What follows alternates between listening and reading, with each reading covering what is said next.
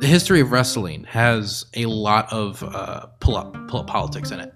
There were straight up Nazi bad guys, like people who were just straight up Nazis during the Second World War. There was very recently like a whole angle where somebody walked up to Thunder Rosa, the AEW's women's champs, and started yelling at her about her having a green card, right?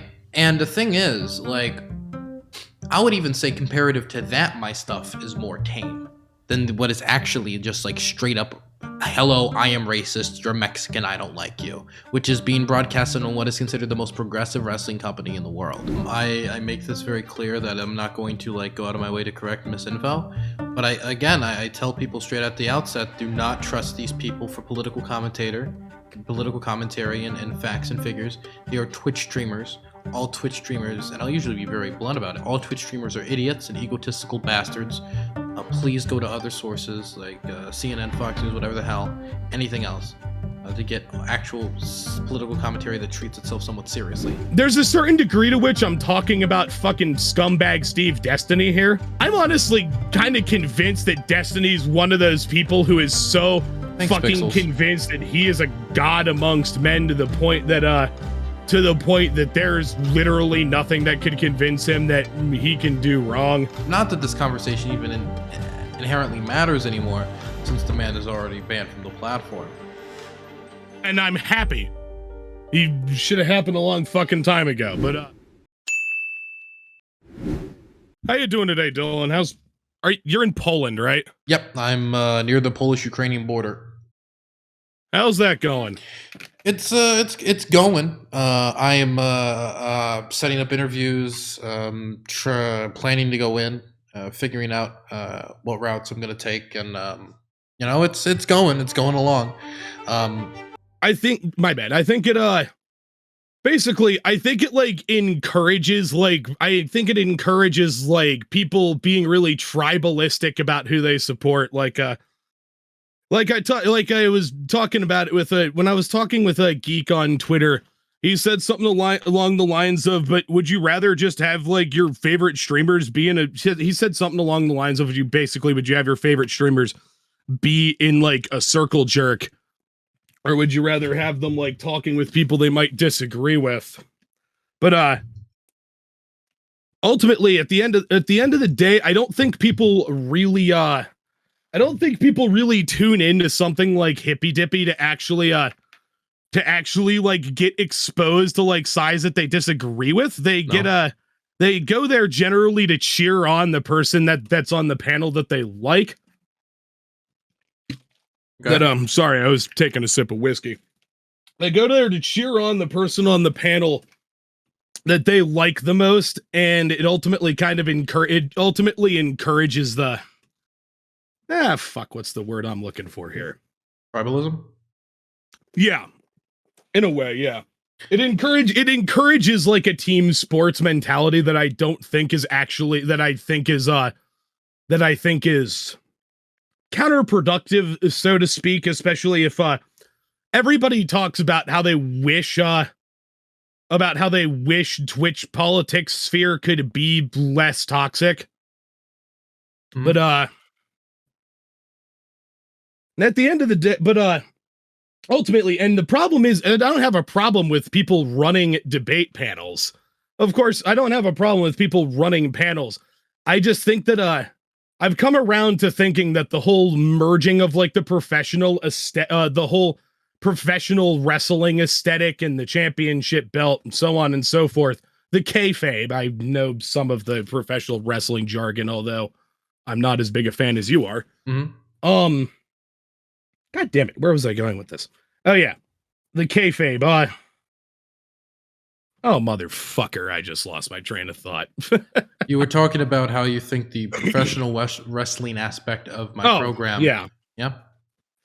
Ultimately, when it comes to like talking about, I personally think that stuff is best reserved. That would be best reserved for like, because yeah, I get it. It's supposed to be entertainment. It's not supposed to be pure like highbrow intellectual discourse. It's supposed to be entertainment, but I think the fact that in the grand scheme of things, for actual, like, serious real world topics, we should probably avoid that shit, because these are stuff that a lot of the things that get covered when we're talking about, you know, real world topics, as opposed to if Hippy Dippy was literally just like a meme panel discussing shit that was like obviously completely meaningless, and it was all for a big laugh, which it, you know, kind of is already.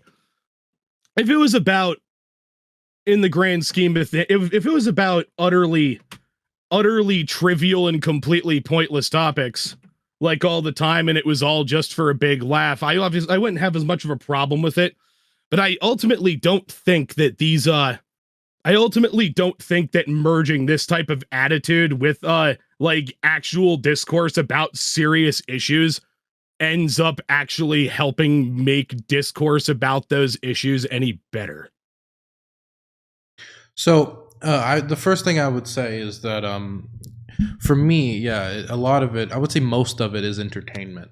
I don't see it as I'm going to be leading the revolution or the age of new discourse on the internet. I don't think Twitch is a platform that is even designed necessarily for that to happen. I think a lot of people treat Twitch like politically as if it's supposed to be kind of like a classroom, you know, where everybody sits down, has peaceful discussions, and like with a big chalkboard, and you all teach everybody like the lessons of the day on economics. And there are a lot of streamers who have done that. Most of them are gone. The touring newses of the world are a dime a dozen. Now, well, it used to be a dime a dozen, and most of them are gone. I used to do stuff like that. I used to just read, like, you know, read foreign policy articles all the time, and try to, like, you know, have discourse like that. It is entertain. It is entertainment. And the thing is, I don't think there's anything particularly bad about Hippy Dippy as a concept that is anything worse than what is done everywhere else when it comes to like dialogue, whether it be mainstream news, MSNBC, Fox News, CNN, other political panels. I would say that it's if you've got a problem with what I'm doing, it would not be a problem necessarily just with Hippy Dippy. It'd be a problem with discourse in America, right? Where I understand if you have a problem with discourse in America, but that's a kind of like a different conversation necessarily than like this specific panel show, right? And the thing is, I feel that compared to a lot of those programs, I'm a lot more honest about it.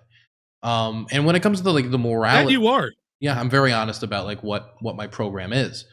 When it comes to the idea of like these are very serious topics and using them for entertainment is kind of like maybe crass or wrong.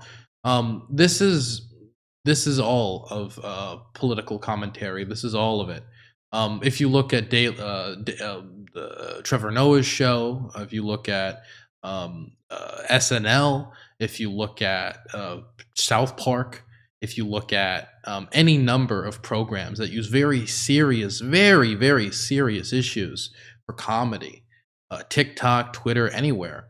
I mean, there will be the most serious in the world issues in the world: famine, rape, war, destruction, disease, COVID deaths, any number of things, and it will be the butt of the joke for these people, for millions of people to look at. And I don't feel that my show, which has a disclaimer at the start that nobody particularly here talking as experts, and for my Hippy Dippy Championship, there's an entertainment thing at the start. We're telling people to go get other sources. I feel that if I'm doing something wrong, I'm doing it in the most responsible way possible in comparison to the rest of American political commentary and edutainment, so to speak.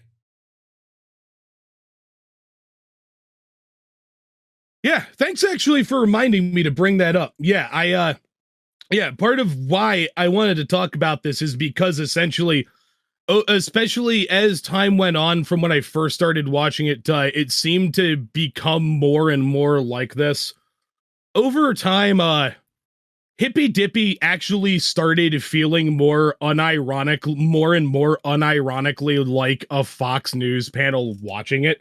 Mm-hmm. And I understand that there's different tastes for different people.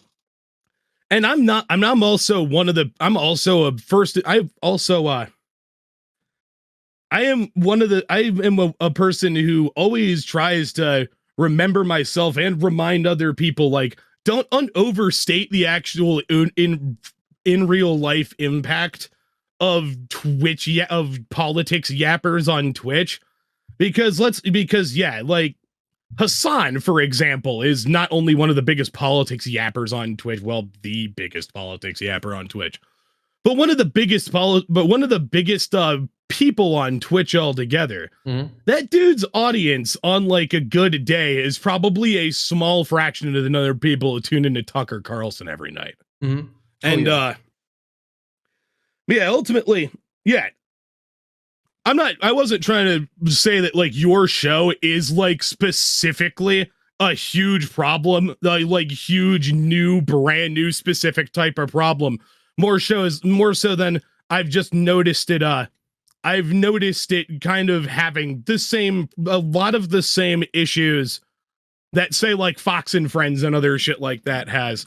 Now, yes, you are definitely open upfront about the fact that a lot of this is supposed to be entertainment, which is definitely a plus, because Fox News is literally like, now this is the hard news. This is the realest of the real news, and this is where you get all the like actual extremely truly accurate information on the world. Even on our shows that are even our news shows are like straight up opinion commentary half the time. Mm-hmm. Yeah, I mean, continue. You were going to say something?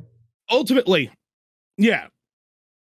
I think, now, well, that being said, that like the average, like even the biggest people on Twitch have a tiny audience compared to like Tucker Carlson, or back when Bill O'Reilly was on Fox, or Rush Limbaugh, even if we're going to go into something that's not on Fox at all. Well, now he's dead. He's not on anything.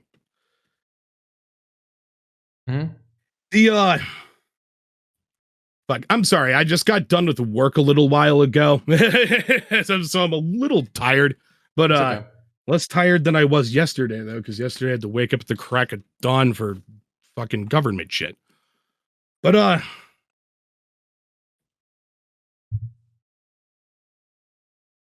I am so annoyed at myself for losing my train of thought like this. It's okay. You were talking about how my show doesn't have the same reach as Tucker Carlson's. Doesn't have that. But and then you're going to go into a new thing. Thank you. Yep. Yeah. So basically, well, I'm not going to well, obviously nobody on Twitch has the same type of reach as like Fox News or CNN personalities do. Ultimately, I don't think that's necessarily an excuse. I don't think that's necessarily an excuse to like try to hold ourselves to a bit better of a standard. The thing is, I guess for me, I feel that I do hold myself to a better standard, though. I feel like labeling my content as what it is, right? Entertainment, saying right off the bat that nobody who you're about to listen to is experts. Please go get other sources, right? Me being able to choose the topics to make sure, and setting the rules, which a lot of other platforms won't set the rules for. Other platforms, say Politically Provoked or Fanatic shows, or won't have the same rules when it comes to not misgendering people. You will gender people the way that they identify, and you will not attack anybody's immutable characteristics while on this program. These aren't rules that are established on any Fox News panel. These are not rules that are established on any of the other panels that I know of on this platform. So I feel that the reason why my show gets the most attention when it comes to this isn't necessarily because I have the worst conduct or the way I operate my show, which I feel is more responsible. Well, of course I would. I'm the one who runs it, right? I'm the chief executive. But I think it's just that mine's the biggest, mine's the most successful, and that's why it gets the most attention.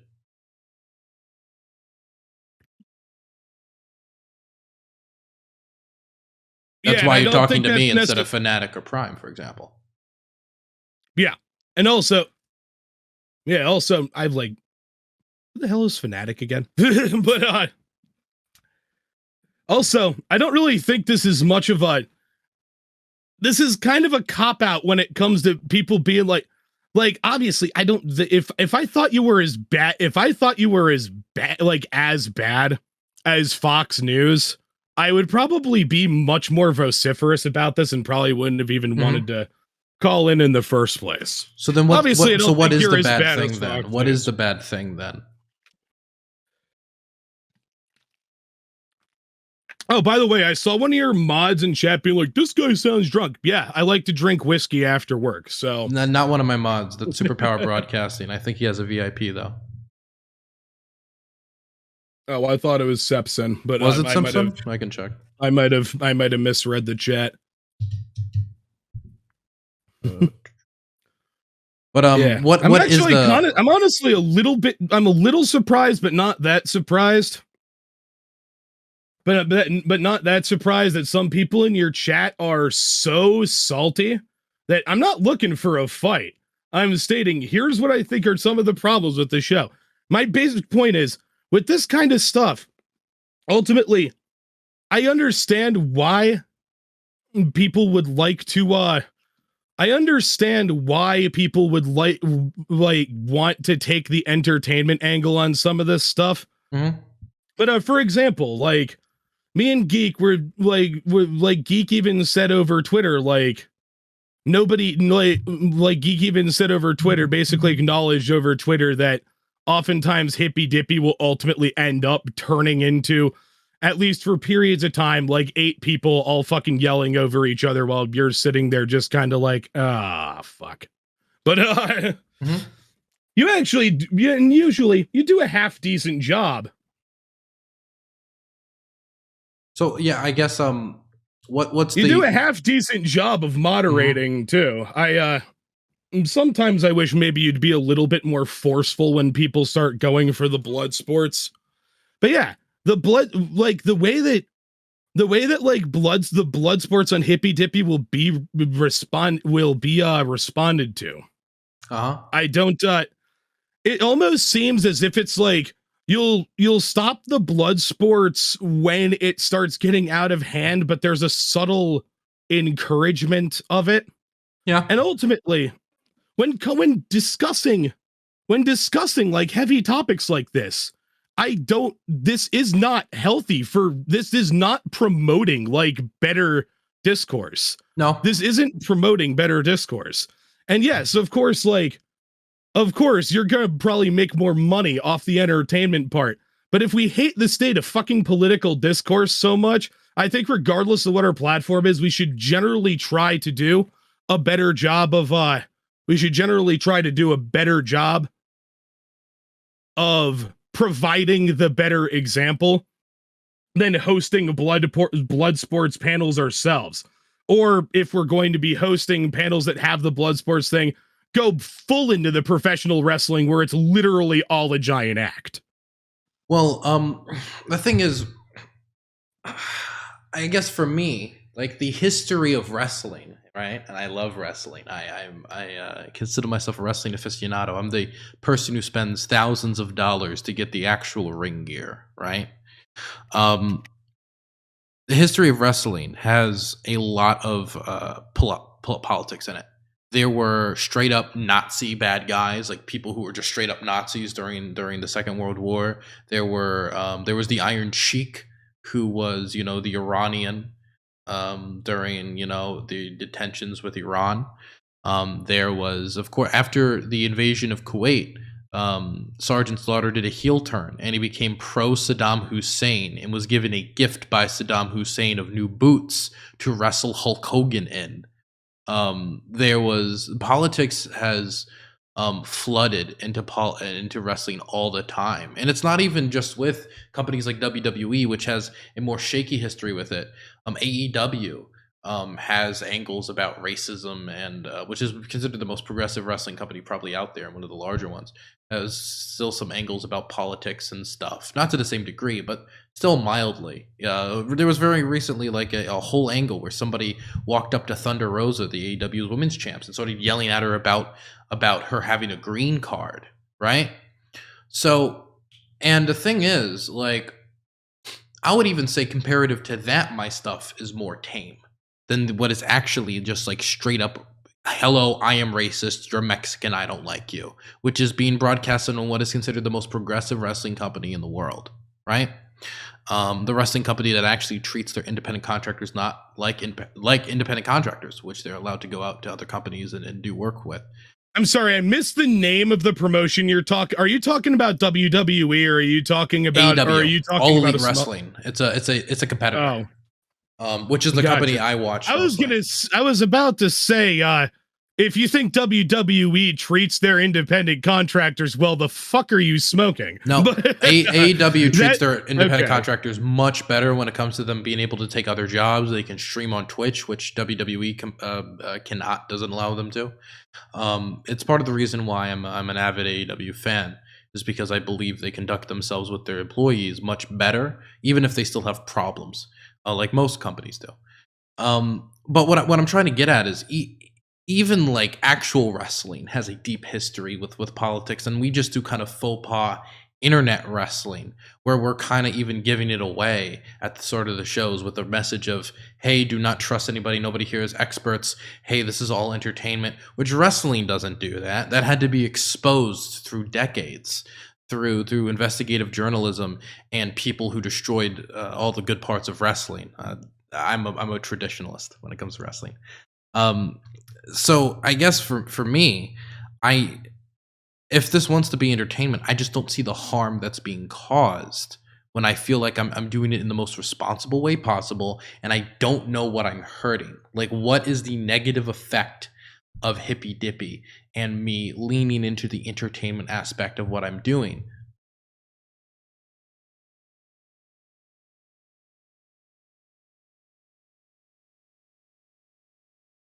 Give me a moment here. I'm just I'm fucking with something on the technical end. One of your chatters wants a camera loop, I give them a camera loop. Hey, pro tip, always ignore chat. Always ignore chat. Chat will distract you during conversations. I generally will. I just noticed it for a second and I thought that would be kind of funny. But yeah, I just thought the camera loop thing would be kind of funny. No worries. Anyhow, yeah, edutainment when it comes to political topics isn't bad. Like, isn't bad in and of itself. Like, I watched some more news when I was younger. I watch that.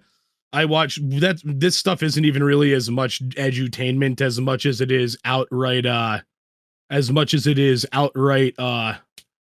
satire, so to speak. I'm trying to think of some other stuff. Yeah, like some more news. I used to watch Daily Show back when Jon Stewart was on it. Last week tonight with John Oliver. Mm-hmm. I was a big fan of Norm Macdonald. The problem is, yeah, with stuff like merging the professional wrestling, the whole professional wrestling kayfabe and whatnot into like discourse between the problem with professional wrestling. The reason why professional wrestling has like all the kayfabe, the faces and the heels and whatnot, it gets people rooting for the characters. It makes them want to come back, and it makes them come back because they want to see the people that they like shit all over the people that they hate. Yes. In terms of political with something like WWE, and yet WWE is an art form. Obviously, there's going to be intersection of art and it's a performing art. There's going to be intersection of art and politics.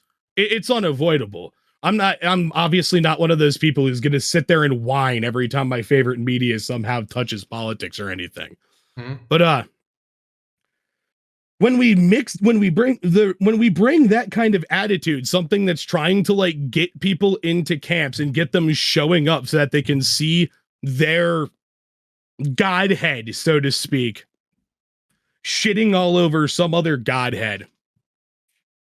It's ultimately even within a smaller space, like say Twitch politics. This will actively make this isn't going to lead to like actual productive political discourse. It's not meant to. Yeah, and that's honestly primarily what one of my problems with Hippy Dippy is. It would be one thing if it was like even more played up. But my point here is basically I understand wanting to like merge politics and entertainment. I don't think hippy dippy so hippy dippy at the end of the day, it is ultimately making these it is ultimately making people, it's doing the same shit that like kayfabe, heels, faces, etc. do to professional wrestling. With professional wrestling, it's like, yeah, whatever. It's a show about fictional characters. With political discourse, this is outright fucking toxic. Mm-hmm. It is outright toxic. It encourages people to not actually have conversations. It encourages people not to have dialogues. It encourages people to go for dunks. It Yep. encourages people to refuse to encourages people to absolutely refuse to even so much as listen to the person that they are having a disagreement. It can also even be it can also even result in people straight up spewing misinfo. And even if it's been spewing like bad misinfo, that even if it gets corrected, that still necessarily, isn't as much of a remedy as had that not been put out there in the first place. I mean, yes. I would say a lot of this is on the responsibility of the other people on the show to correct. I make this very clear that I'm not going to like go out of my way to correct misinfo. But I tell people straight at the outset, do not trust these people for political commentary and facts and figures. They are Twitch streamers. All Twitch streamers, and I'll usually be very blunt about it, all Twitch streamers are idiots and egotistical bastards. Please go to other sources like CNN, Fox News, whatever the hell, anything else, to get actual political commentary that treats itself somewhat seriously. This is entertainment. Please do not treat these people like experts. And so, if I am being very blunt to everybody that this is performance, this is us having fun, and that's not to say that actual productive political discussions aren't produced out of that environment. We do have actual productive political discussions on occasion. I would say it's probably a ratio of maybe like 1 out of every 5 debate topics is actually like a productive political discussion. But for a show that's designed to be entertainment, I don't think that's a necessarily bad ratio. And so again, like my interest with the show isn't to produce good discourse. My interest with the show is mostly to entertain people. Sometimes a side effect of it, on occasion, it produces a good discussion. So I just, you're like, I just, if I'm being upfront with everybody. You're actually getting to a huge part of the core of my issue there. You said like, yeah, a side effect is that sometimes it produces a good discussion. Way more often, the side effect is that it gets people fucking hating each other and feeds all sorts of drama bullshit between the fucking personalities that are involved with this sphere. Okay. I mean, that's their personal responsibility, right? If you engage yourself on a panel, or if you go on a panel and you say something, if you get angry at like getting dunked on by a panel, I think that's ultimately like you being a baby, right? That's the first thing. But the second thing is, if you say something on a panel that's outside of you just being like normally dunked on, that goes over the line, then you will a lot of times reap the consequences of that. A great example of that would be Joe Lewis.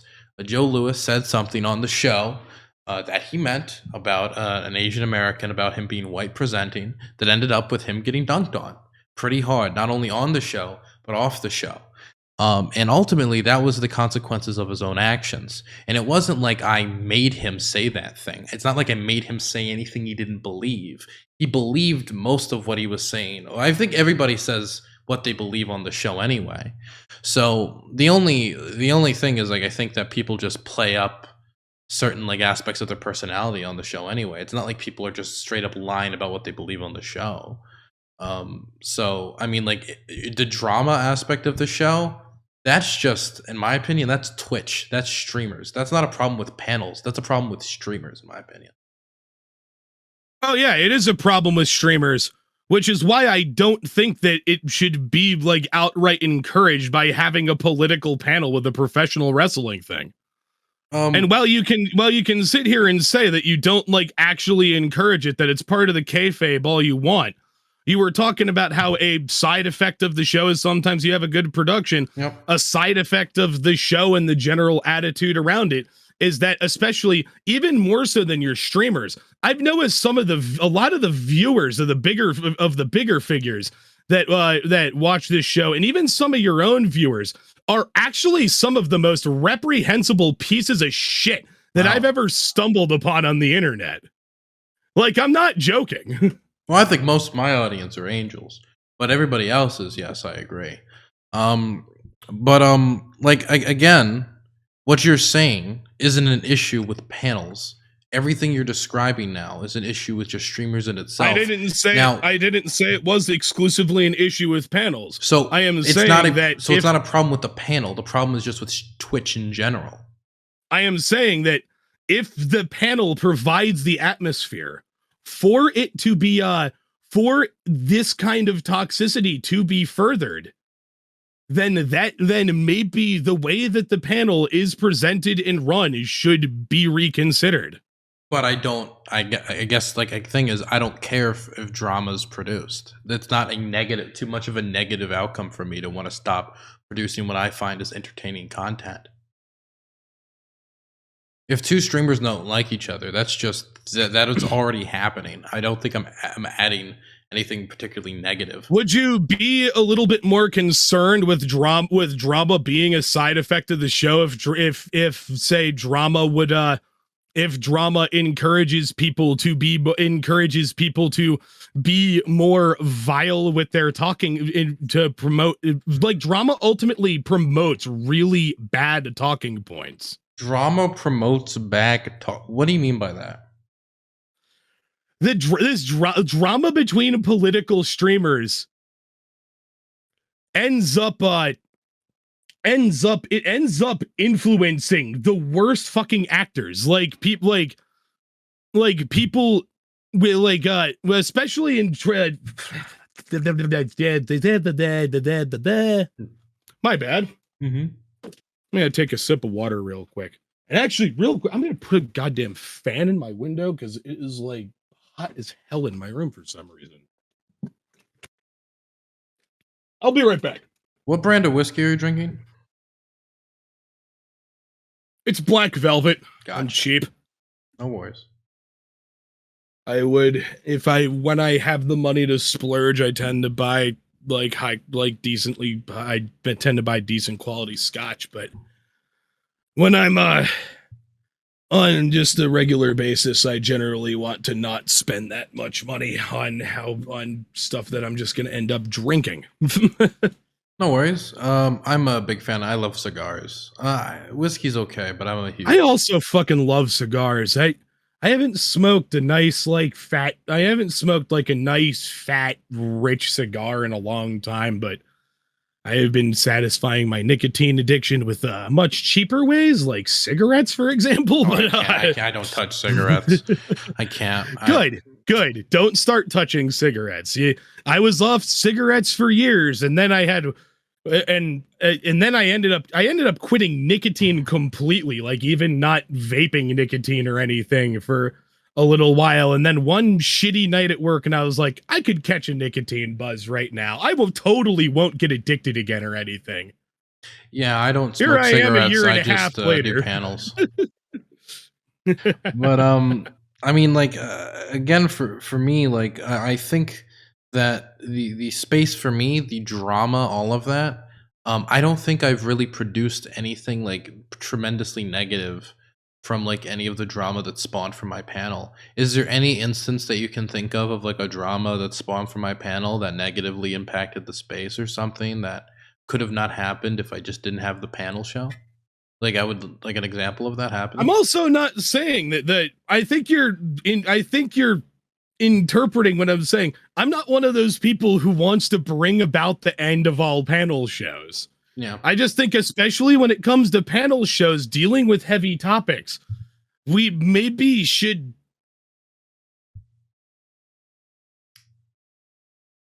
I was trying to come up with like we should generally be just like a lot more careful about how we handle presenting panels about like really serious shit. Yeah, and I think that I take enough precautions that I'm generally safe most of the time when it comes to that. When it comes to how you engage with other panel, like I put red lines in the sand, and those red lines in the sand are declared at the start of every show.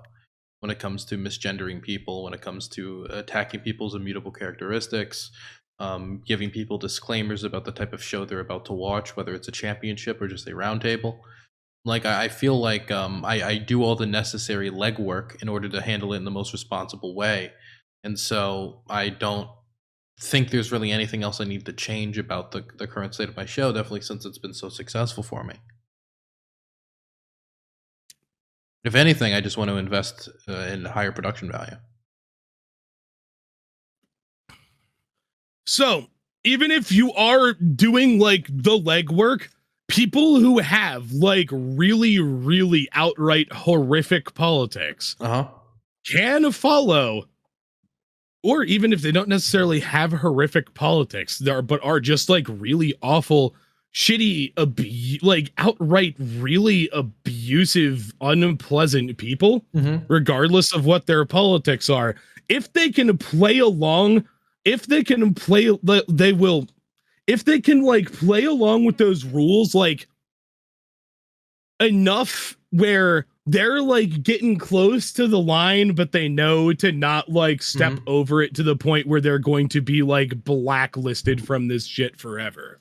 Yeah, I think it's this will if you that's the type of stuff that will ultimately end up on like a show like Hippy Dippy. People will play along as much as they can to not just get straight up blacklisted from here, but to the point where they're subtly like encouraging their own fan base, like hey, I'm like the smart one here. Everybody else here is an idiot and deserves to be treated like shit because they're an idiot. And there's a certain degree to which I'm talking about fucking scumbag Steve Destiny here. Because yeah, Destiny is honestly somebody, part of the reason why I stopped watching this is because why I stopped watching Hippy Dippy is because you continued to have Destiny on after he behaved so horribly to people, like not even on the panel, but outside of the panel.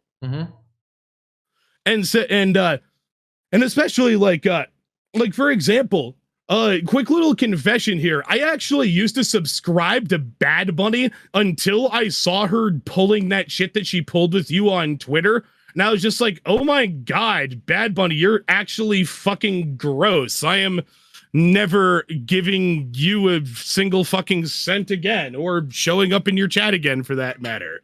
What the fuck is wrong with you?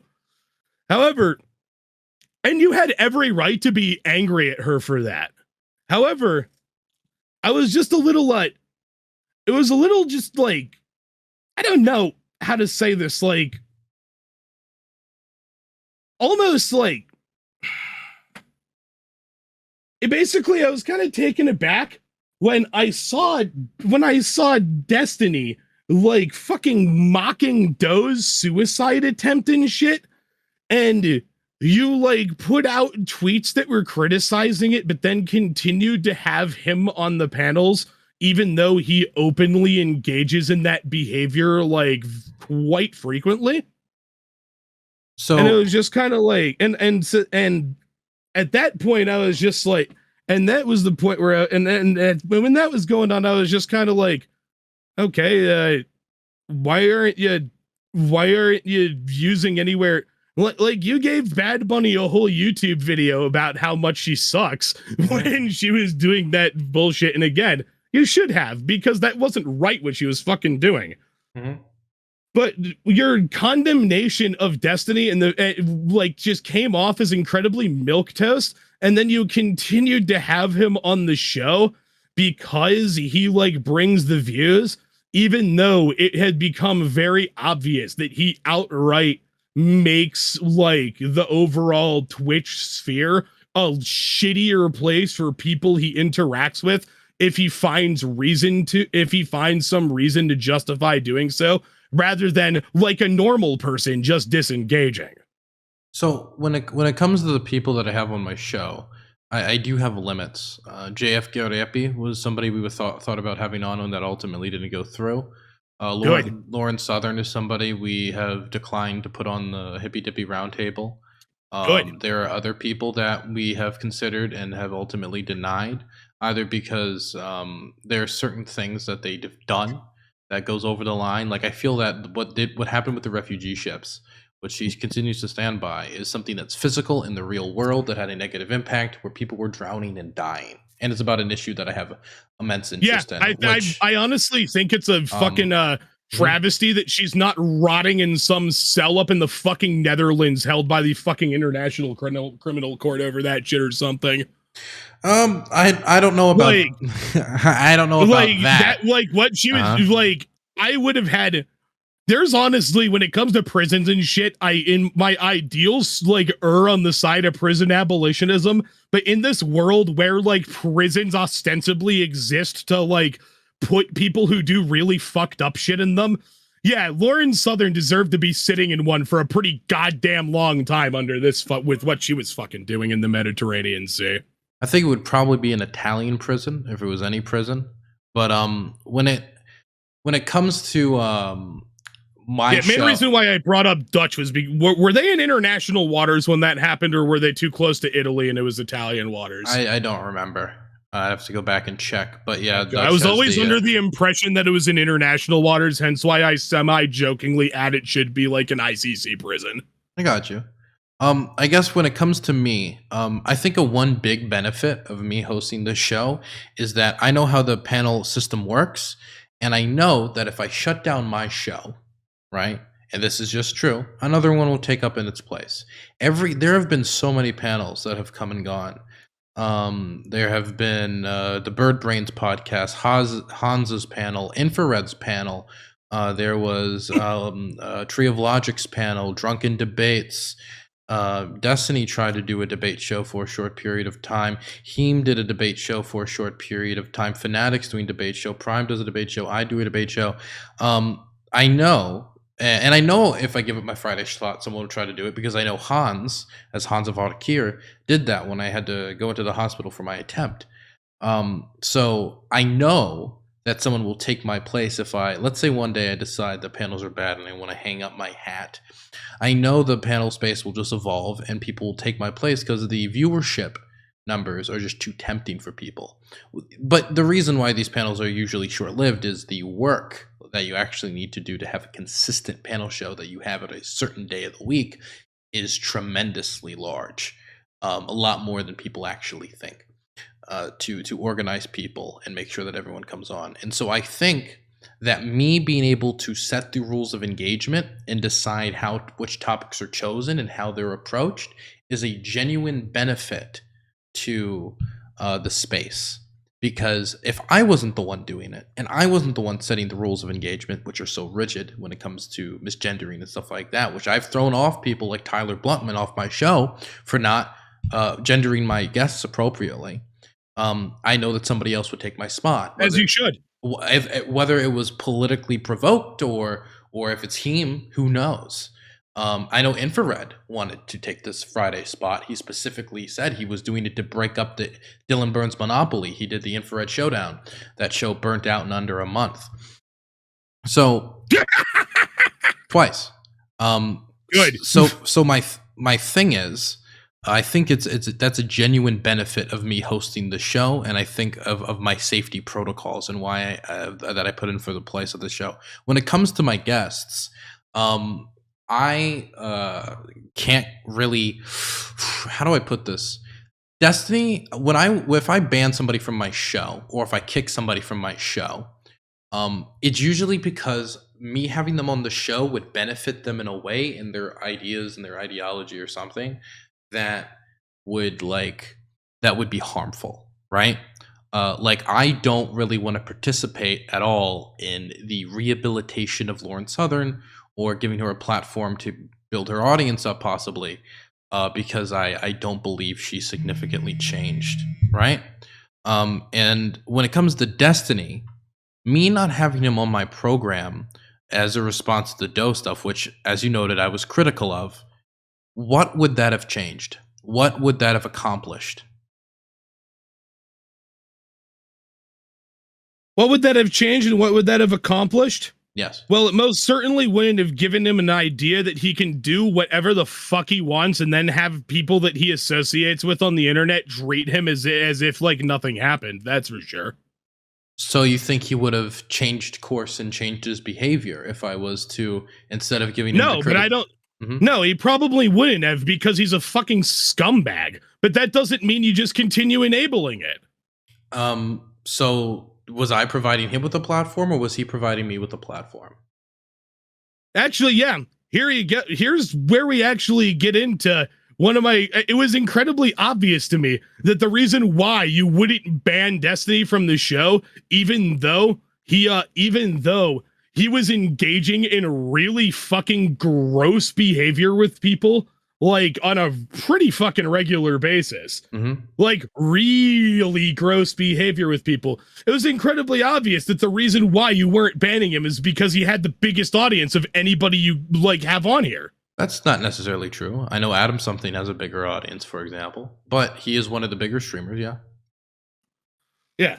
And also, how often is Adam Something a guest compared to Steve before he got the shit canned from Steve Twitch? much more, but that's also because I've known Steve a lot longer.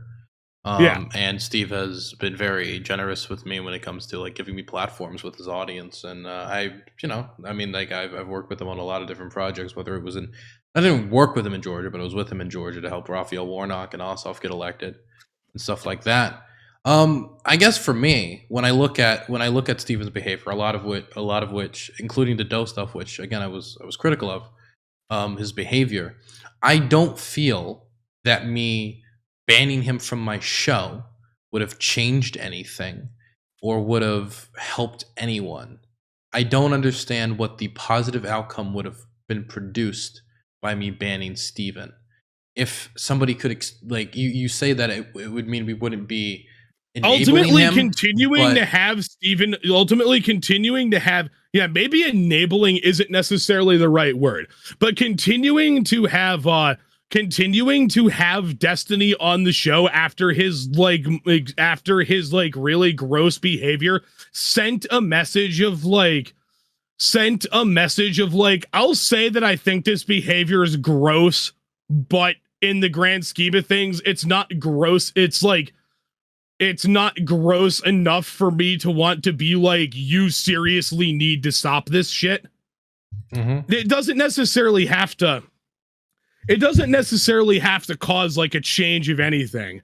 Like if I have some friend who's a massive abusive fucking prick to people, and then I stop being friends with him because of that, it's probably me not being that guy's friend anymore is probably not going to actually like cause any sort of like greater change in the forces of the world or anything.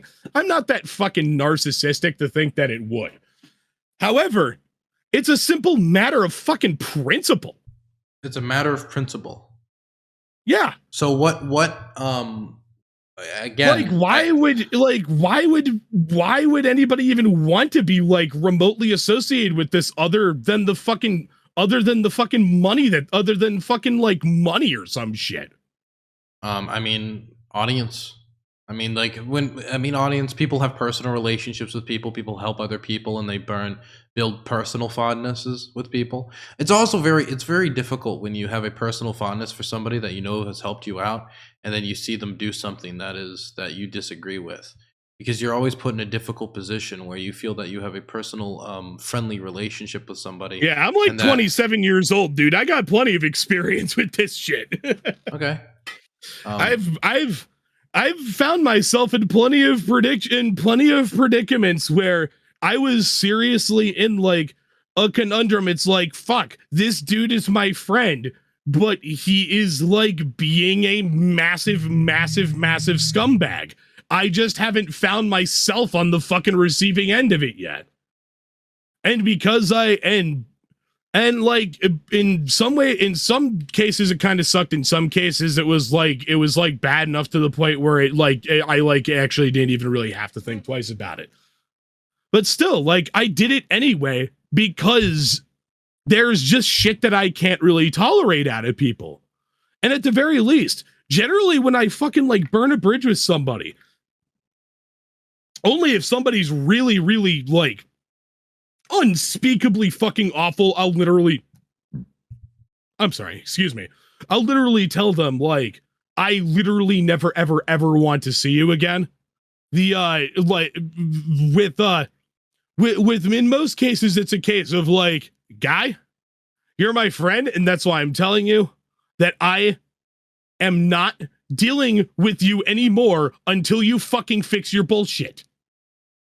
So for me, having access to audiences is extremely useful, especially if you want to drag those audiences over towards ideas or values or things that you want them to agree with, right?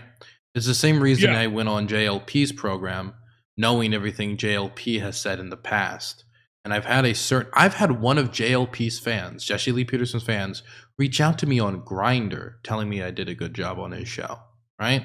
Good. You can have very strange experiences by engaging with people you don't agree with on everything, or people you even disagree with everything on everything, or people that you think have done disgusting or bad things in the past.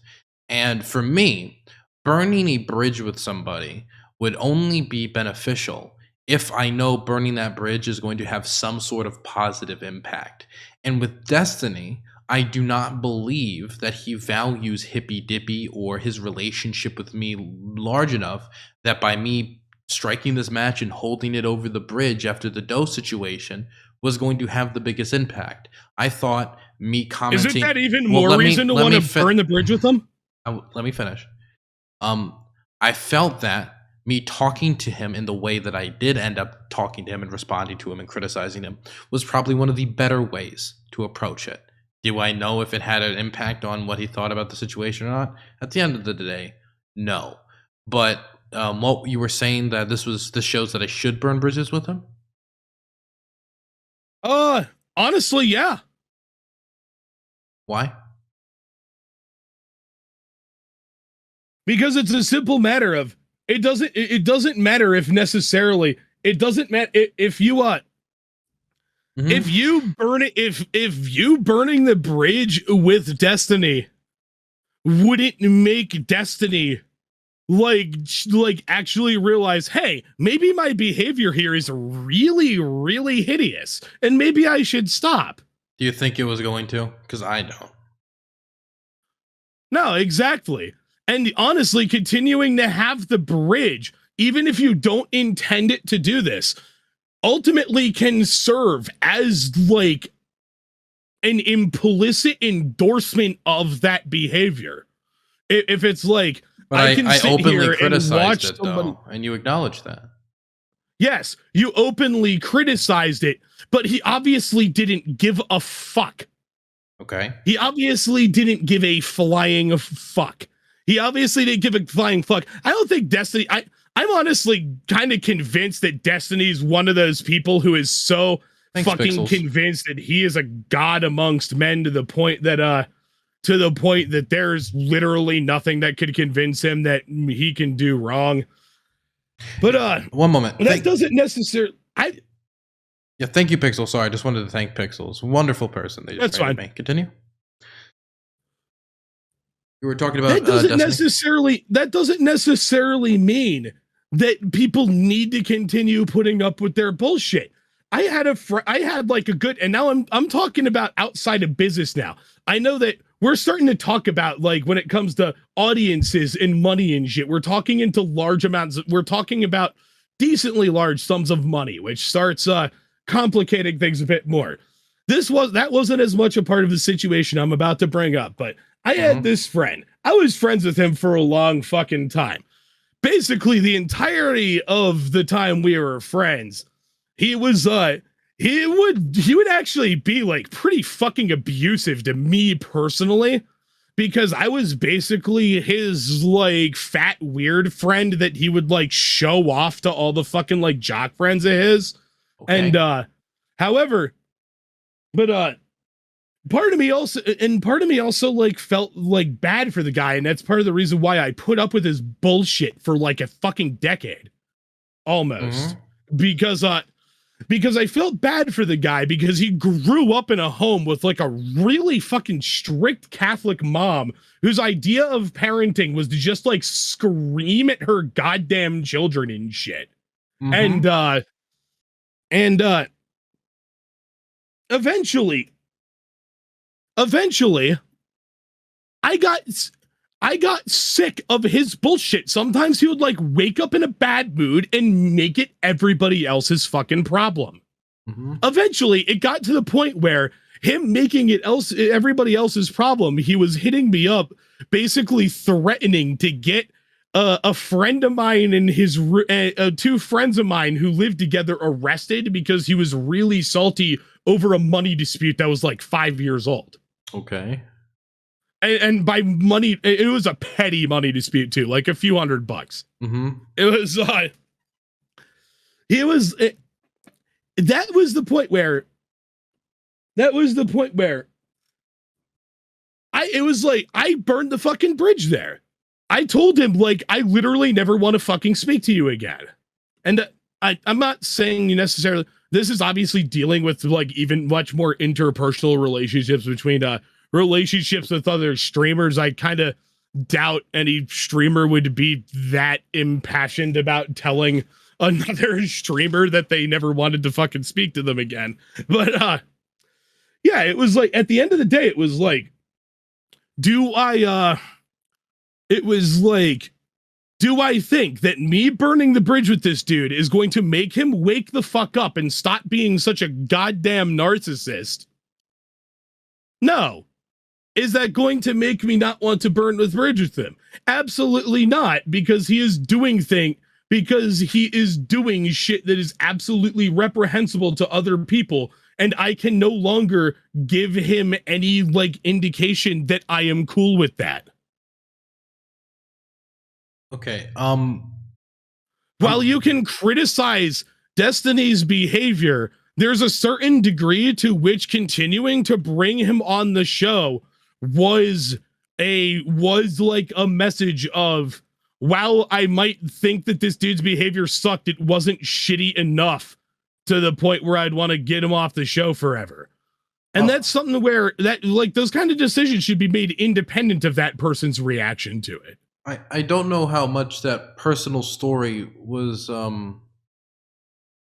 So before I address the second part, what was the point of the personal story exactly in The point relation of to the personal Destiny?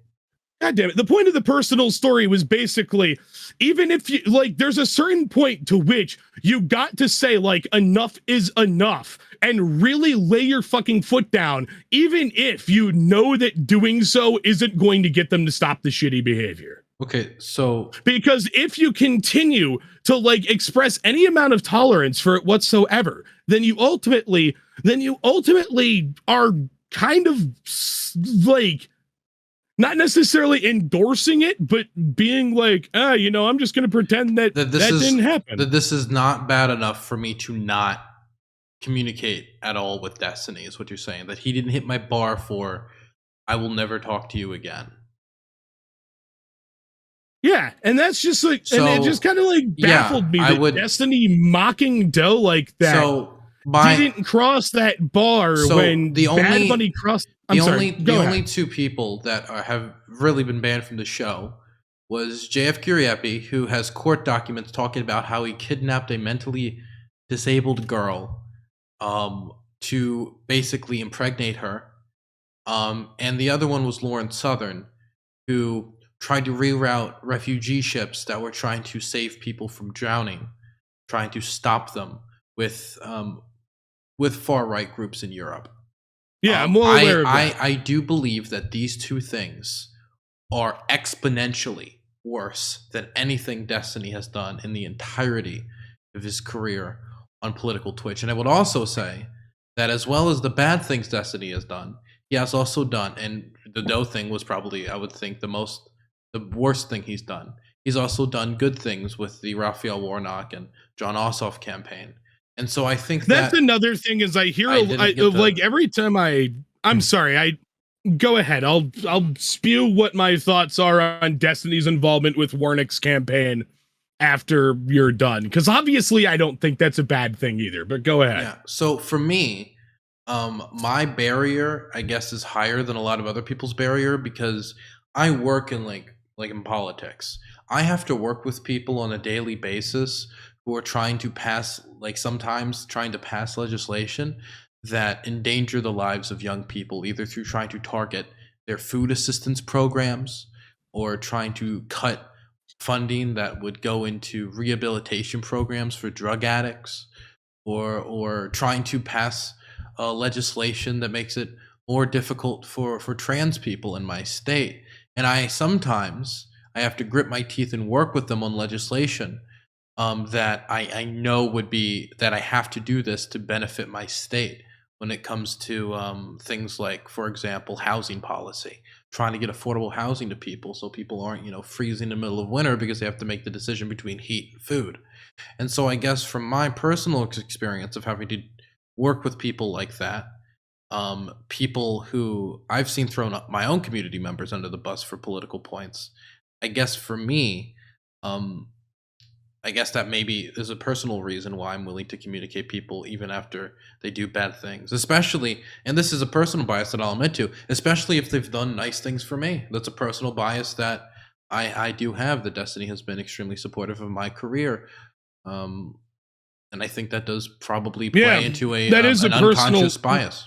But yeah, you were going to say? Well, I mean, it's not really even an unconscious bias anymore. You just outright acknowledged it. But yeah, I get your point here. But also, we're talking about stuff relating to Twitch, not relating to like, if you like absolutely refuse to work with one of these people, it's going to possibly result in a shitload of people in Maryland like getting cut off of food stamps or some shit like that. Then that is like all the more reason to actually have a lower bar for the people that you have to deal with outside of when you're, doing that stuff. But because it's like, hey, my working relationship with you isn't really going to actually like make people starve if we can't work something out. Well, fine, fuck you then. Well, it's just I don't think anything would be productively produced by me cutting off my relationship with Destiny. Well, it's the same reason I haven't cut my.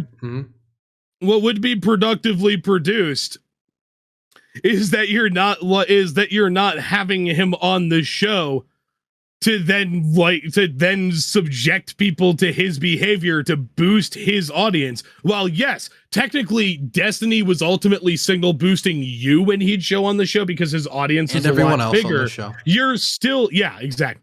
There's still the chance that people in your audience are going to be like, who's this guy? I mean, there's a small chance, but I feel it's disproportionate of an extreme extent. Maybe. I mean, when I first started watching politics, yappers on Twitch and YouTube, I didn't know who Destiny was. Yeah. Hell, that was back when the first dude I started watching in Vosh, and that's why I was like, well, I've confused this guy with Rouge V enough times that I should give him a watch and see how cool he is. I guess for me, it's just like I feel that the positive impact of the amount of people who are really great voices in the space, like Heem and others that I've had on the show that have grown from the show having a higher profile, outweighs any positive thing that could be done by me severing that relationship. Not that this conversation even inherently matters anymore, since the man is already banned from the platform. And I'm happy. He should have happened a long fucking time ago. But also, what necessarily makes you think that you wouldn't have any sort of relationship with him if it wasn't for Destiny? Well, I didn't say he wouldn't have any relationship, is the show wouldn't have as high of a profile. Same thing with Vosh, right? or Adam something, or any big name that consistently came on the show. Yeah. Like panel Well, shows are for a ultimately lot of like their if you do not communities. have big stars on the panel, there's only so many ways you can get people to watch. Yeah. And ultimately, I mean, this ultimately comes down to I didn't go into this thinking like I am so right and I'm here to like prove Dylan wrong. This is just the stuff that I've noticed like since I first started like watching political stuff on the internet a couple of years ago. Like, when did I first? Yeah, I started watching political shit in the internet right around 2 years ago. Mm-hmm. At the end of the day, at the end of the day, it oh yeah, that's right. I wanted to talk about like Destiny's involvement with the Warnock campaign. Uh-huh. I wanted, well, not in that much detail, other than that, I've noticed that like people seem to, they're like people who are like every time you like mention something really fucking horrid that Destiny has done, like dire, not just like some like political take he spewed, but like actual evidence of behavior that he's done, that he is engaged in directed at like another specific person. Mm-hmm. I've seen so many people like respond to that, but Raphael Warnock's campaign and the canvassing, and it's like, okay, million, like who knows how many fucking people canvassed for Warnock? Can we exclusively credit Warnock's victory to Destiny's campaign? Yeah, I don't think it's a bad thing that Destiny helped out with Warnock's campaign, but I don't think, but because yeah, he got like some DJGers to go down to Georgia with him and go fucking canvas. No, I don't think we should treat him like he's some sort of fucking saint for it either. And if you're like bringing that up when people are bringing up like examples of his monstrous behavior, you've already lost the fucking argument about the behavior. I Like, for example, mm-hmm. go ahead. I think a No, you lot of first. the reason why people bring up the Raphael Warnock and Ossoff campaign is because it's one of the larger examples of a Twitch content creator, or former Twitch content creator, getting active in politics directly, not just raising some money or like, but like bringing their audience out to go canvass for what was probably one of the most important Senate races in modern American politics. Definitely when you talk about how that Senate race allowed us to help cut child poverty in half when it came to the child tax credit, when it helped us get a lot of like bills out that really helped a lot Wait, of people. the child tax credit fucking expired? Yeah, it still cut child poverty in half for a certain period of time. That's a good thing, Raz. Yeah, Okay. but just that's not. That might not. I don't want to like I derail too hard on this point, but feel like it is with the fact derailing. that that's not a thing anymore, that might not be the best point to. That might not be the best point to hinge an argument on, I'm not since hinging so my many argument people have on it. been fucked over by how that. But anyhow, yeah, go on.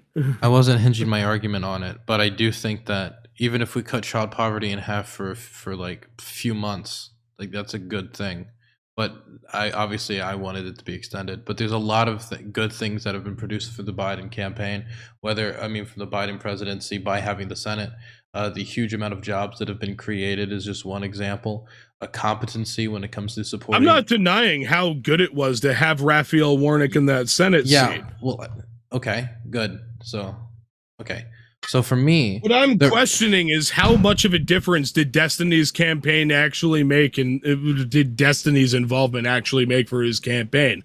Yes, I think it's actually cool that some political yapping streamer actually went out and got involved. But I'm not going to sit here and act like the entirety of the reason why, like some idiots do that watch this shit. I'm not going to sit there and act like some like Destiny's the entire reason why that dude's in the U.S. Senate now, instead of planning his next campaign. And I'm definitely not going to be using Destiny's involvement in that campaign as some defense towards reprehensible behavior that has nothing to do with the campaign. So, okay. The reason why people bring it up isn't because anytime Destiny does something bad, people bring it up to say Destiny good. I think it's more that anytime Destiny does something bad or that people think is bad, people will go to people like me and say, Dylan, cut ties with Destiny, right? People like you will want me to cut ties with Destiny. And so then when you ask somebody to cut ties with a person, people have to start making the moral calculus of what is the positives and negatives of cutting ties with a person. And you start having to evaluate what's the good things this person has done and what's the bad things this person have done. And I think that's why it probably gets brought up. You really think going out and canvassing over like joining a canvassing run like outweighs the joining a canvassing run and some shit like that outweighs the manner in which Destiny has acted really gross to people on the fucking internet? When's the last time you canvassed? Honestly, never. And quite frankly, that's not fucking relevant because we're not talking about me. Okay. But that's bad faith as fuck. You didn't even... Okay. But okay. Please do go on. So my point... No, I'm sorry. I'm genuinely kind of annoyed that was your fucking comeback. You didn't let me even finish. You've been interrupting me the whole time, and I've been very patient. Go on. So there's not a lot of people engaged online with political commentary who are directly getting their audiences to actually get physically involved, because that aspect of politics isn't extremely profitable. I, as somebody who's right now engaged in like doing something IRL, it costs a lot of money, especially when you have to pay for hotels, you need to pay for transportation, you need to pay for organizers, you need to have some amount of connections to do anything like this. And so I'm well aware. And so for me, that was probably one of the coolest things somebody in our spaces has done. I don't know if that alone outweighs the negative things Destiny has done, but I'm just trying to explain why it comes up when people try to make the moral calculus of having a bridge with Destiny. Most people don't do what he did.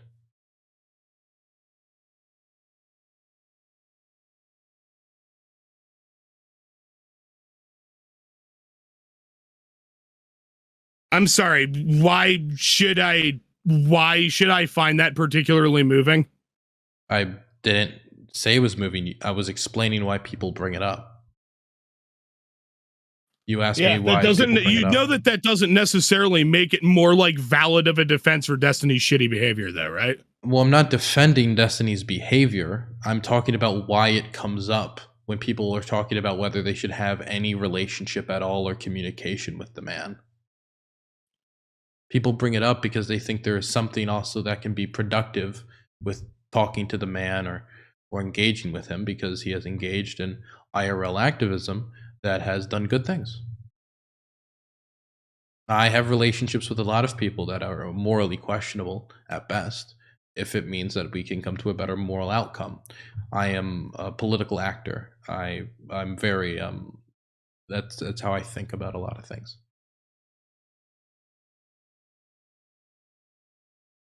A great example of this would be my relationship with Riley Grace Rochon, where she engaged in behavior online which I didn't agree with, but I know that she's been engaged in wonderful activism on the state level in Maryland. She just helped kill the trans sports ban bill in Maryland. It was amazing watching her do work on that.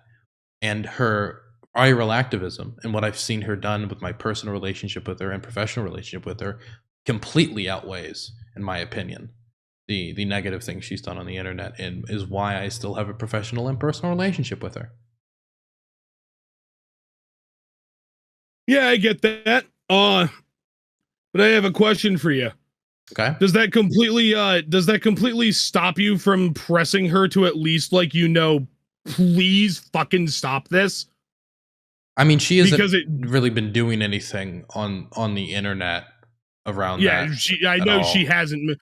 I'm sure part of that is because of the well-deserved backlash she got for trying to frame Doe as a pedophile.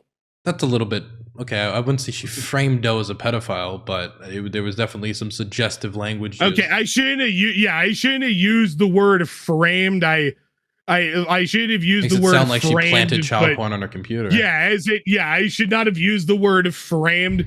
I should have used the word more so tried to like paint a picture of her as a pedophile. I would say like yeah, she's like I would say most of it was I think a decent amount of it was deserved. I think like anybody like saying like her political activism should be targeted. I think all of those people are whack jobs who are wasting their time on the internet. But besides that, like yeah, It would have been one thing if she would have at least like actually copped I did something really fucked up here. I am sorry. okay. And as far as I'm aware, she like never even really did so much as that. Nope, was not very happy about that. Yeah.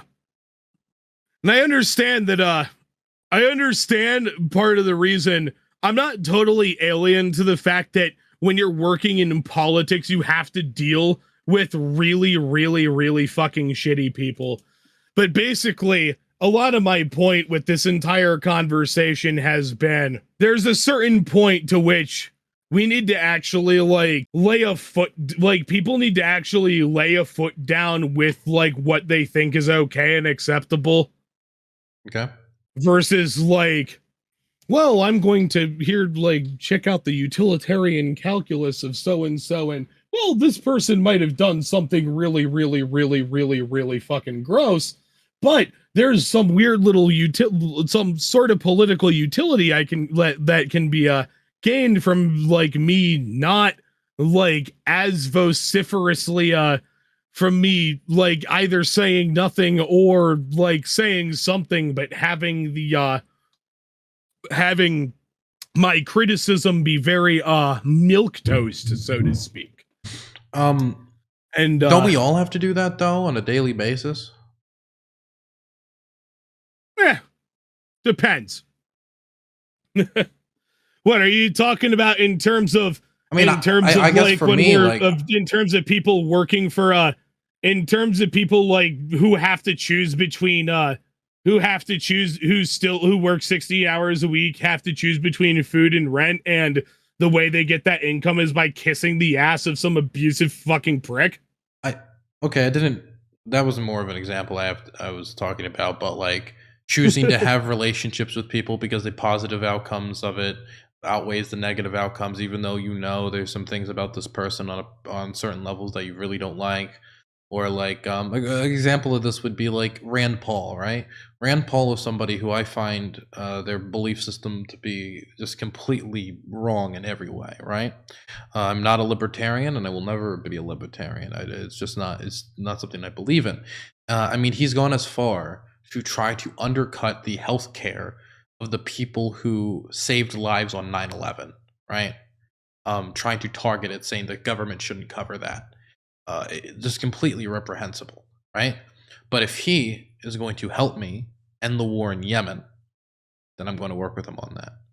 And I don't, again, I just don't see the benefit of cutting all ties with destiny.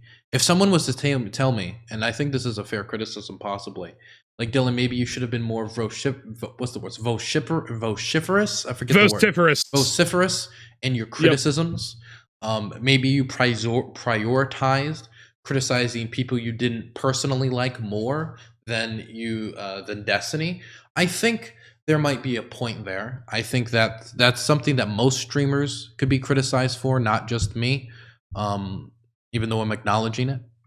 But I think the idea of cutting all ties with him based on just putting a foot down metaphorically or like I just want to see like the benefit, you know, like what's the thing the world gets when Dylan cuts ties with the D-Man.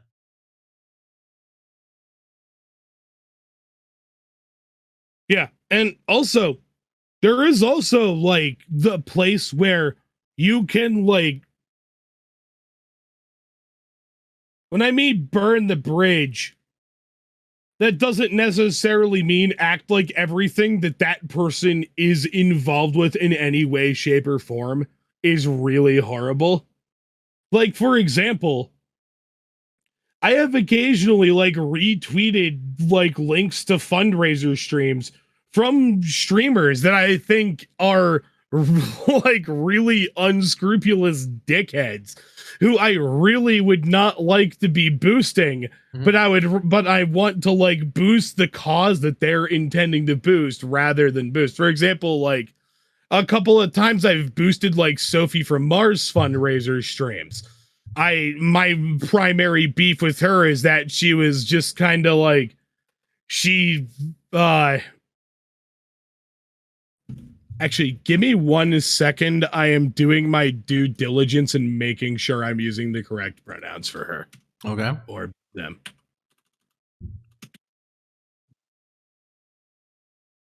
Wouldn't them be the safe bet then? Yes, it would be. So I fucked up there, but it's okay. Well, I don't know if I'm the one who say it's okay, but I don't think anyone will care. Nope, I guess Twitter doesn't even have the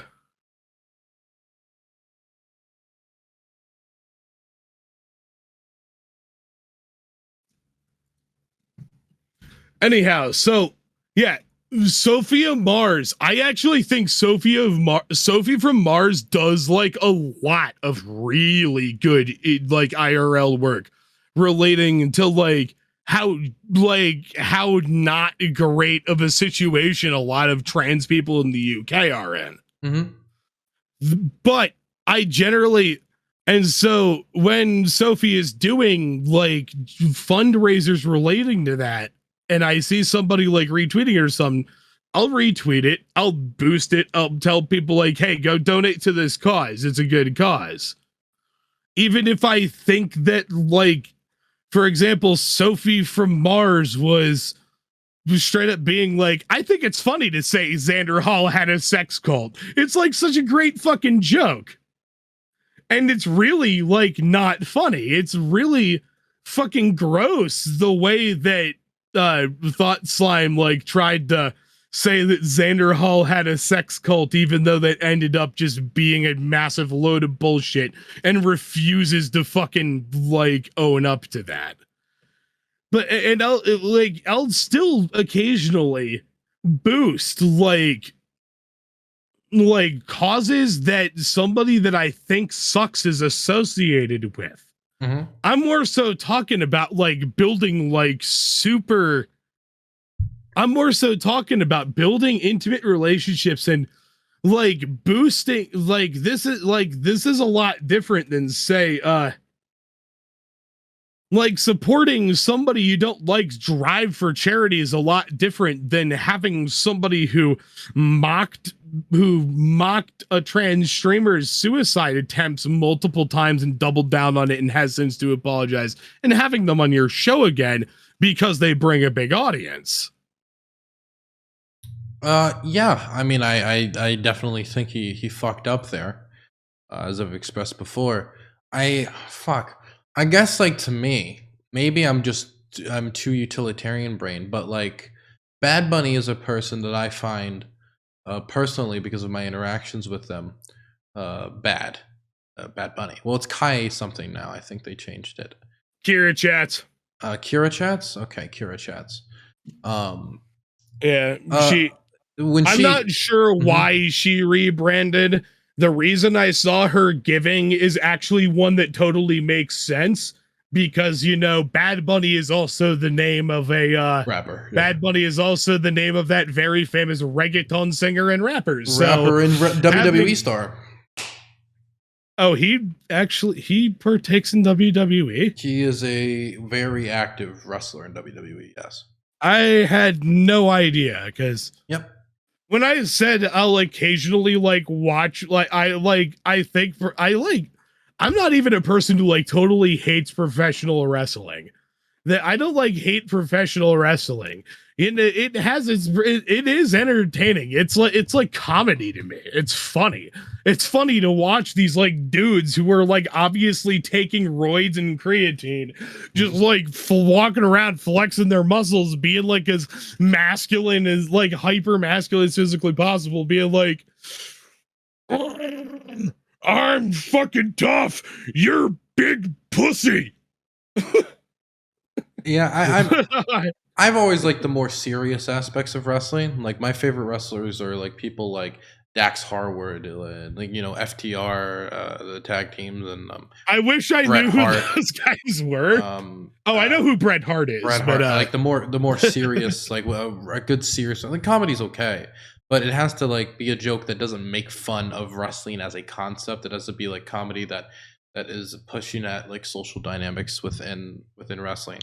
But intelligent humor. Yeah, intelligent humor. I'm unbelievably serious about wrestling. But when it what was your? Oh yeah, Bad Bunny, Kaya, whatever clips. So I would actually be willing to have them on the Hippy Dippy, and this is somebody who went after my. She goes by she her, by the way. She okay.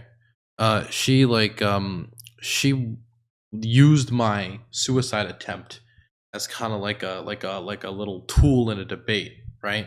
A little like, wow, you posted this image. Wow, I can't believe somebody who just tried to kill themselves would, et cetera, et cetera. And then it went all. It was like and to me, it was very gross to use my suicide attempt in that way. And I'm still willing to have them on my program because I don't think there would be any harm done by just having them on Hippy Dippy. I'm not going to have them lead the mental health conference that I would organize or something. They're certainly not going to be in charge of that shit. But I don't think any harm is done. Jeez. By having her. Does she not like them? I don't. I'm sure she's probably not. I haven't interacted with that community in a long fucking time because I had my own little incidents of them being really or by them I mean the community, not as much as the community. I had incidents of Bad Bunny behaving like really shitty towards me personally, that had me be like, prior to your run-in with her, that had me be like, I'm gonna interact with this community a little bit less. She's clearly like not having it a good time and making it other people's problem if she sees it appropriate. And then when I saw her doing that to you, I was just like, what the fuck? And wait, no. Oh, her fans are defending this? I actually remember it was like last summer. I was on vacation down in Pennsylvania visiting my friends from my hometown because I live in upstate New York now and I don't get to see them often anymore. I was on vacation in central Pennsylvania and I was like, I know I've tried to detach from Twitch poll the entire time that I'm gone, but I gotta check Twitter. And I saw your little interaction with Bad Bunny, and I'm just like, what the fuck? Wow, yeah. Okay. Yeah. I'm it definitely was it's okay. It definitely was a moment that I didn't appreciate. But even given that moment, I would probably still have her on my show, my Hippy Dippy, because I don't really think anything bad is done by having her on there. I don't think that the mental health of people worldwide will be affected if I have her on the program, or my mental health will really suffer that much, if at all. And so I don't think it would be a negative thing, and I think the show will probably benefit by having such a divisive character on, and it'll probably get more butts and seats. When it comes to Destiny, I don't think my show has the leverage to really, by saying like you will no longer be on, it really will have, if like really any effect on him. I don't think he would quite frankly give a fuck. And so I didn't think so. I was bringing up like that really like shitty friend that I had who, after he was basically like spewing shit that was going to get my friend, that was going to get other good friends of mine, and one of whom also good friend of his, like, arrested and possibly facing felony charges. Yeah, I didn't necessarily think that I wasn't deluding myself into thinking that burning the bridge with that guy was going to change his fucking behavior. Yeah. I did it anyway. So I guess my question would be, what's the thing? What do we get? I don't get it. What? What do we get out of it? You know, what's the thing? Like, I burn the bridge, fiery flames, I make the moral stand, and I say you are no longer associated with Dylan Burns, or I will no longer talk to you because of your actions. Condemning you was not enough. What happens? We could sit here and split hairs over what happens all we want, but I'm just asking. I'm not really splitting hairs. Well, yeah, you're asking what happens. There's two things that happen. There's two things that'll happen. Either person in question will be like, hey, I just lost somebody who I just lost a decent relationship that I had with another person because of my behavior towards other people. And they actually realize, hey, maybe I shouldn't engage in this behavior anymore. Or they're just like, fuck that guy. Okay, so what do you think's the very more likely outcome that we all kind of know would happen? With Destiny, it would obviously be, fuck that guy, because Destiny is literally a scumbag who is incapable of believing that he is able to do wrong. My question to you is, that being made obvious by now,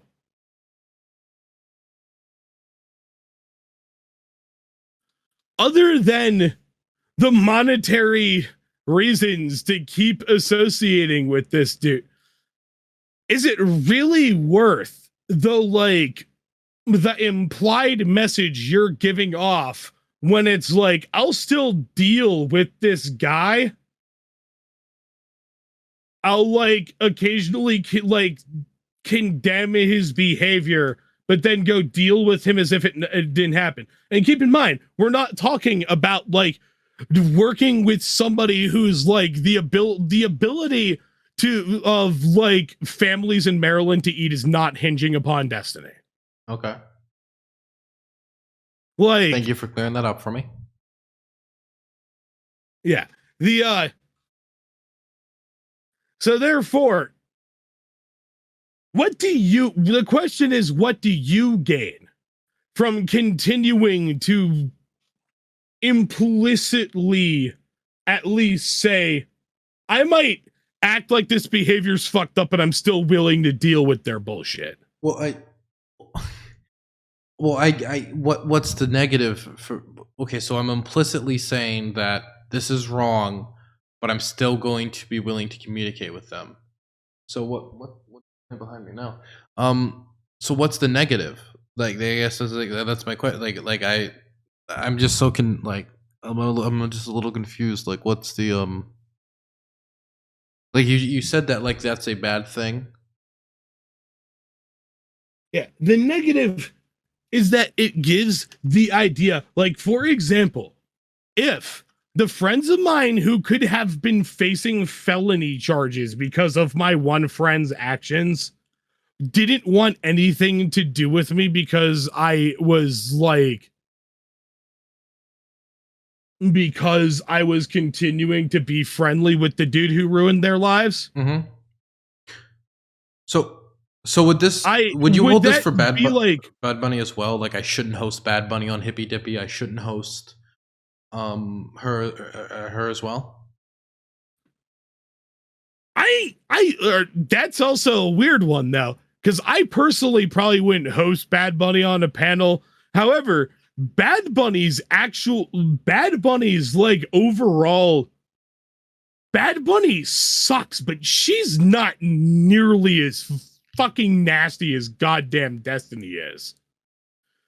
Like, she did some gross shit, but what she did to you was not even close to how Destiny was straight up just like, oh, don't attempted to take its own life. Ha ha.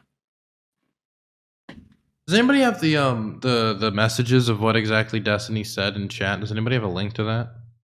I've seen them. I don't give a fuck. I don't need to look at them again. Well, I wanted to because look it's at them again. kind of I was curious. Yeah, for your own purposes, go ahead. Okay, but so somebody will link it to me eventually, I assume. I mean, I guess for me, it's just like I feel like the most I really should do, that will like get the best result is just like, you know, condemn it. Like I just don't think that like severing this. And by the way, we're completely off of Hippy Dippy at this point, really. Yeah, we are. But we are. It's I just don't. The Hippy Dippy ultimately is just one manifestation of. Is that what it is? A large part, just you don't like. Is a large of it like how what percentage of your dislike or reasons you have problems with Hippy Dippy is connected to Destiny? Oh, maybe like 15 to 20 at most. Okay. Even if Destiny had never been a part of Hippy Dippy, Destiny and his behavior is just a really. He has gone to make himself a really good example, so to speak. Well, I don't think. Even if I just let's say Stephen Bottle ended up being a fucking carpet cleaner his whole life and never figured out what Twitch was. So bringing it back to Hippy Dippy, I would still have a lot of these issues. Bringing it back to Hippy Dippy, is there any way that Destiny acted while on Hippy Dippy, or something around Hippy Dippy, that you would say was like shows like his bad behavior? Like is like something that shows that Hippy Dippy is bad because it hosted him while he did a bad thing on my show? Is there anything that happened on Hippy Dippy that you would point to and say that's bad that happened on your Destiny, show? I'm sure you can agree that there's a certain degree to which Destiny would kind of play into the aesthetics that Hippy Dippy openly encourages, like the kayfabe. Destiny often, I'm not saying he would exclusively do this for Hippy Dippy because he does this in general, just Hippy Dippy was a prime place for him to do this because it was a place where him doing this would be like tolerated. Destiny always has a tendency to be with people that he disagrees with. He has a tendency to be very mean, aggressive, needlessly condescending. Mm-hmm. Like, if there's any point in which I've been talking to you tonight that I've come off as needlessly condescending, I do apologize for that because I empathize with. That's one thing that's always like really pissed me off.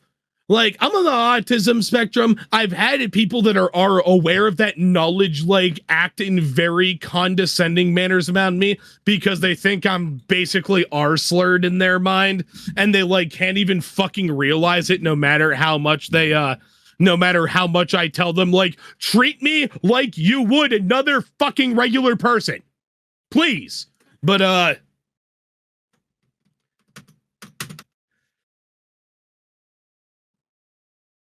yeah, Destiny, he has a tendency to do this anyway. A platform that focuses on the kayfabe is like a platform that is especially like somebody like him to thrive. And then yeah, this but with Hippy Dippy in general, this team mentality, the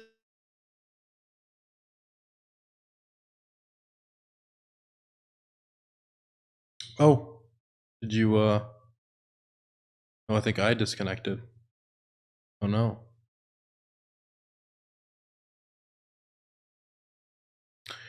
the Dylan thing. It's our mentality that, yes, we're all aware that it is prevalent in actual political processes that happen in actual government. However, aren't we supposed to be the people that were coming along to change that shit? Could you say that again? I broke up. Oh, that's fine. So, yes, we have to deal with really awful, like really shitty people when working in like actual IRL political spheres, such as excuse me. Sorry. Such as what we have to deal with with really shitty actors in political spheres. However, weren't we supposed to be the people, as in like the political left in general? Weren't we supposed to be the people that come around and that were like going to at least try to change that? But we're supposed to stop engaging with the shitty people? Not necessarily stop engaging with the shitty people.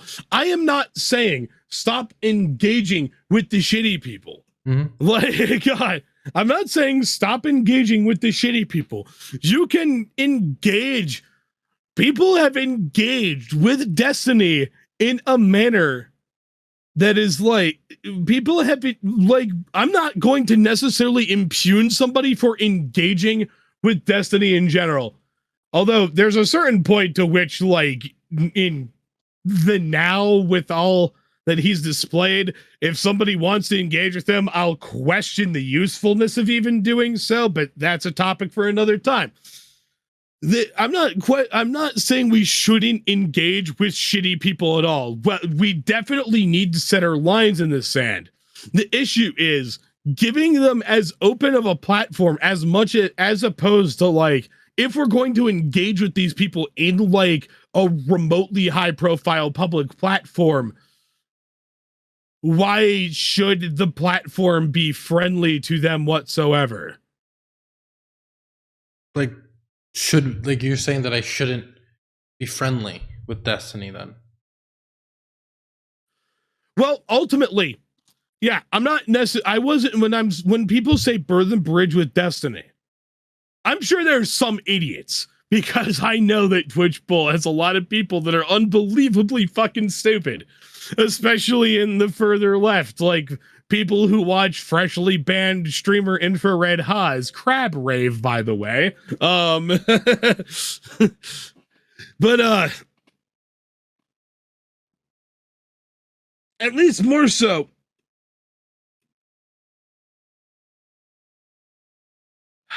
I'm sorry. I'm trying to find the words. Mm-hmm. This is, do you want to wrap the conversation up?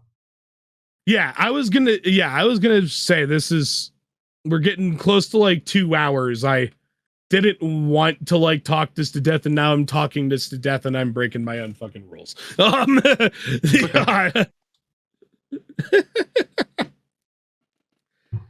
But ultimately, there's I don't necessarily think Hippy Dippy is the big evil. Just, I think there should be some serious considerations in which, in considering the way Hippy Dippy is run, if it's going to continue discussing the topics it does.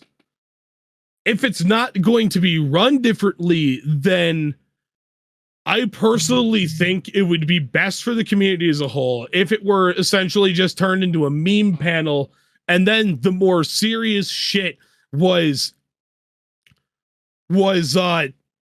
being discussed in a manner that isn't quite as like entertainment geared as, say, because we've seen the negative impact of going too hard on the entertainment the entertainment angle and the overall commodifying of political discourse with the way in which like Fox News has ruined it. Ultimately, like, yes, I understand the feeling of, yeah, we gotta like try to play with this system to break it from within. However, I am more of the angle of, Yes, but every like means to try to break it from within ultimately ends up becoming co-opted by the machine and turned into another arm of it. Therefore, we should be very careful about that.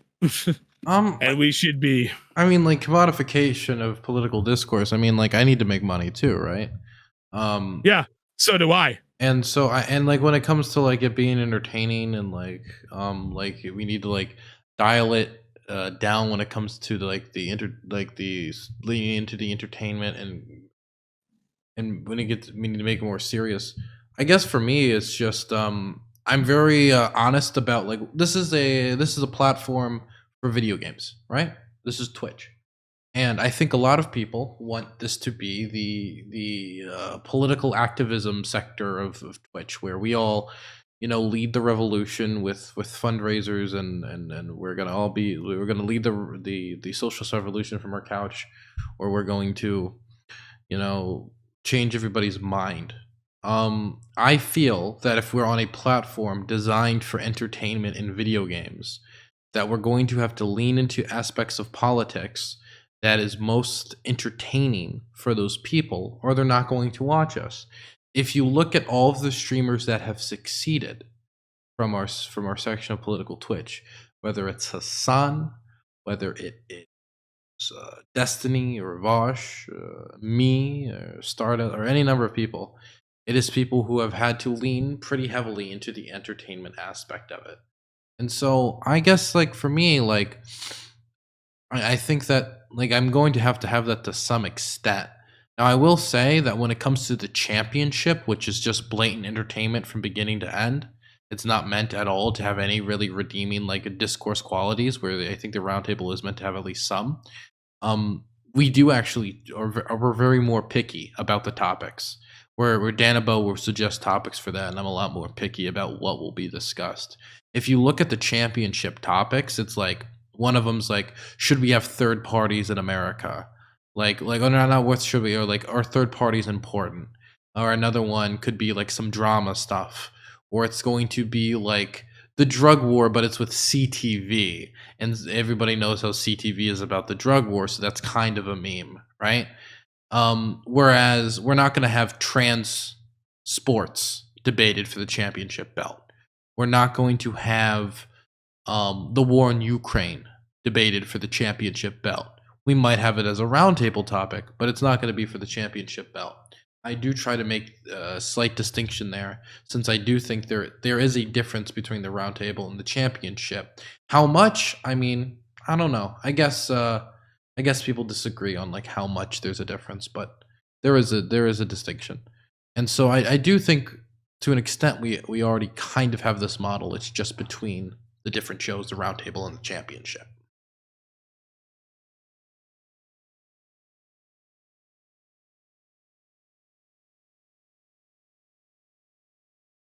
It was great talking to you. I hope you get a good night's sleep. Yeah, it was good talk. Yeah, it was good talking to you as well. Sorry, I was just kind of sitting there doing the hand thing for a couple of seconds and leaving dead air. That's okay. You can, like, silence is not a deadly thing. Silence is fine. People can process thoughts and like think it over. That's one thing that I pride myself in, is even though it leads to embarrassing moments, I don't write scripts, and I will not write scripts. So yep, I very much don't like scripting content. It's very to me it's so boring. I can't do it. The closest thing to writing scripts will be is I'll pull up a couple of articles relating to some fucking news event that I wanted to talk about, and just before we end this talk completely, I just want to make clear, I don't necessarily think Hippy Dippy is all bad. Mm-hmm. Just there are after effects of this type of commodification of political discourse that I think, even with the best of intentions, will ultimately end up being counterproductive. And so when it comes to like the heavy political discourse, we should be significantly more prudent, so to speak, in how we present it. And when it comes to like when it comes to like the memes, like when it comes to the memes, I think there probably should be a little bit more done to separate the memery from the actual talking. And it's obviously, it's not a bad thing if, say, a like meme chat ultimately ends up branching into some sort of actual discourse about a serious topic, and that discourse is like fine and productive. It's just stuff to think about. Okay. I'll think about it. Yeah. You have yourself a good night, Dylan. And stay safe over in Poland and Ukraine. I appreciate it. You have a good one. Yeah, you too. Okay. Bye-bye.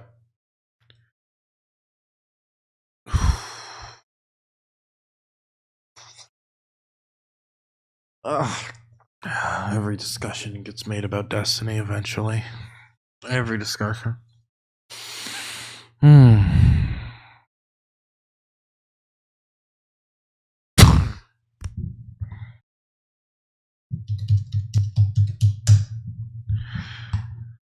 We have Hippy Dippy being scheduled right now by Danabo because I'm in Poland and I'm too busy.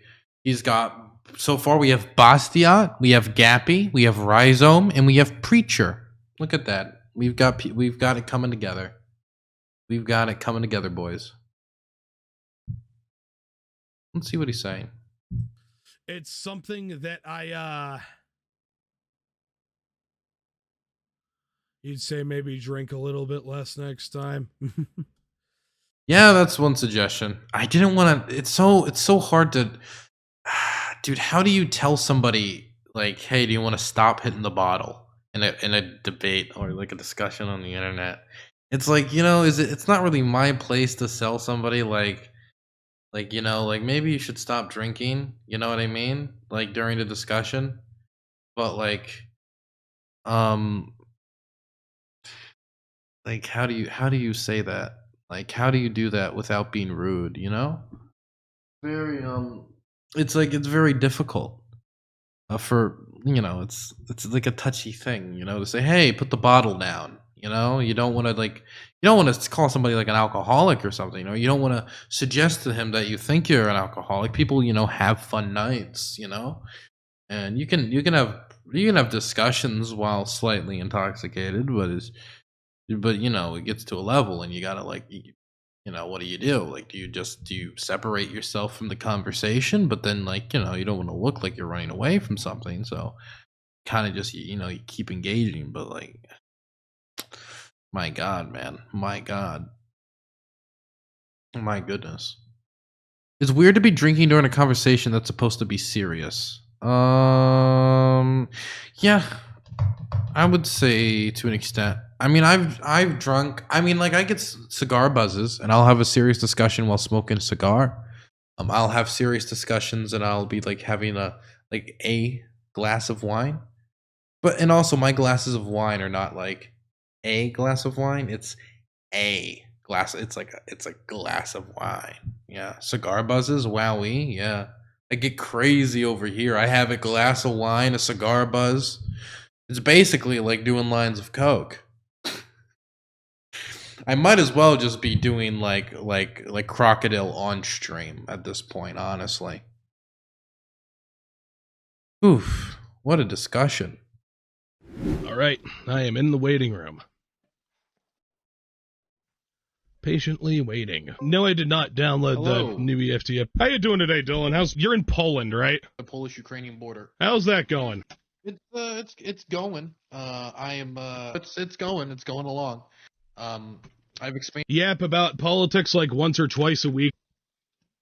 Mm-hmm. And yeah, basically I used to watch Hippy Dippy quite more sorry, I was taking a sip of whiskey. Fuck, what's the word I'm looking for here? Tribalism? The age of new discourse on the internet. I don't think Twitch is a platform of the day on economics. And there are a lot of streamers who read foreign policy articles all the time. I mean, there will be the most serious in the world issues in the world: famine, rape, war. And right off the bat, that nobody who you're about to listen to as experts feel is more responsible. Well, of course I would. I'm the one who runs it, right? Consider myself a wrestling aficionado. I'm the person who spends thousands of dollars to get the act there in the first place.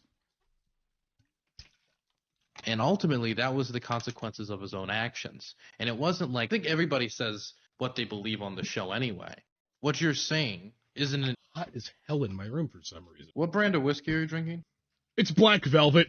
I'm cheap. Gotcha. I don't think I've really produced anything like tremendous. I think that I've taken enough to engage with other panel. Like I put red lines in the sand, and we have declined to put on the Hippy Dippy Roundtable. Good.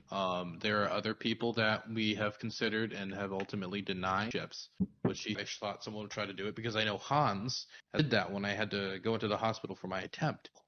But Yeah. And Steve has been very generous with me when it comes to like giving me platforms with his audience, and